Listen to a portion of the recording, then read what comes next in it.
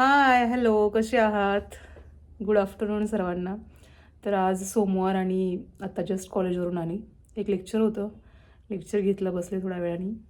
आपली duty complete करून come back to home. Ayush पण गेला आहे स्कूलला, तर तो 3:30ला येईल. त्याची आज ऑलिम्पिडची एक्झाम आहे, सो त्या एक्झामच्या प्रिपरेशनमुळे 1-2 दिवस काही मी व्हिडिओ परत बनवायचं राहून गेलं. सो त्याची आज Olympiad international level Olympiad exam आहे. सो त्याला कशी गेली, काय गेली, खूप एक्सायटेड आहे मी त्याला आल्यावरती विचारायला.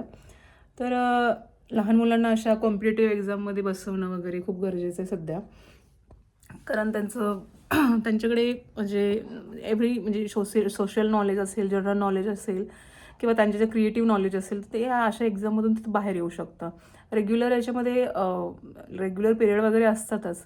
त्या एक्झाम्स आपल्या ॲन्युअली असतात किंवा आफ्टर 6 मंथ असतात. So first term, second term या गोष्टी असतात. पण लहान मुलांना त्यांचं अजून काही युनिक नॉलेज असेल, तर ते एक्सप्लोअर करायचं असेल, तर नक्कीच याच्या इंटरनॅशनल लेवल किंवा नॅशनल लेवल ऑलिम्पिड एक्झाम वगैरे त्याला नक्कीच बसवावं. कारण त्यांचं जे काही नॉलेज असेल त्यातून ते नक्कीच एक्सप्लोअर करू शकतील. त्याचा सायन्स इंटरनॅशनल सायन्स ऑलिम्पिडची एक्झाम आहे. उद्या बहुतेक मॅथ्सची असेल.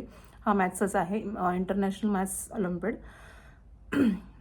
सो ज्यांच्याकडे म्हणजे लहान मुलांना असेल, तर जसं की मराठी मीडियममध्ये पण असतात, मंथन असेल वगैरे. बट ह्या ज्या ऑलिम्पिडच्या एक्झाम आहे त्या फर्स्ट स्टँडर्डपासून स्टार्ट होतात. आयुष फर्स्ट स्टँडर्डलाही बसला होता आणि सेकंड स्टँडर्डला आताही तो बसलेला आहे ऑलिम्पिड एक्झामला. आणि मेन म्हणजे त्याला ह्या गोष्टी खूप आवडतात.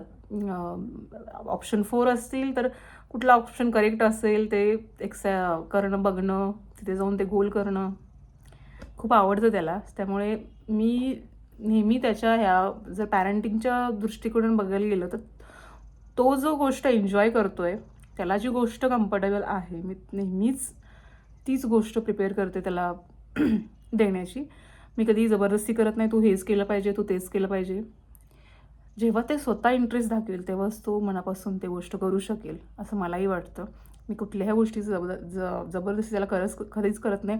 आल्यानंतर स्टडी करायचं वगैरे असेल, तर त्याच्या टायमिंगने तो बसतो. मी म्हणत नाही तुला 6 वाजताच बसायचं आहे किंवा 7 वाजता बसायचं आहे.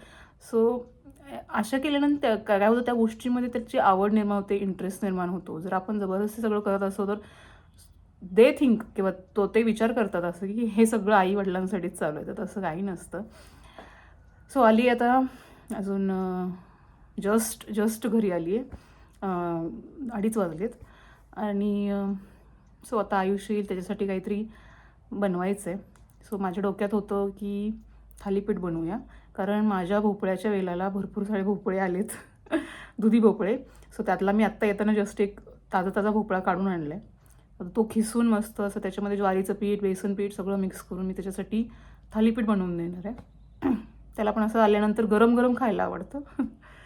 तर मी ती रेसिपी नक्कीच शूट करेन आणि शेअरही करेन. माझ्या डेली लाईफचे जे थोडे काही किस्से असतील, तुम्हाला नक्कीच आवडलेलं असतील पाहायला, तर नक्की चॅनलला सबस्क्राईब करा. मी असं म्हणणार नाही की कंपल्सरी आहे वगैरे काही नाही. तुम्हाला जर आवडत असेल नक्की चॅनल सबस्क्राईब करा. I will try. मी नक्की प्रयत्न करेन की माझं डेली थोडंसं मी अपलोड करेन. सो भेटू आयुष्य आल्यानंतर. बाय.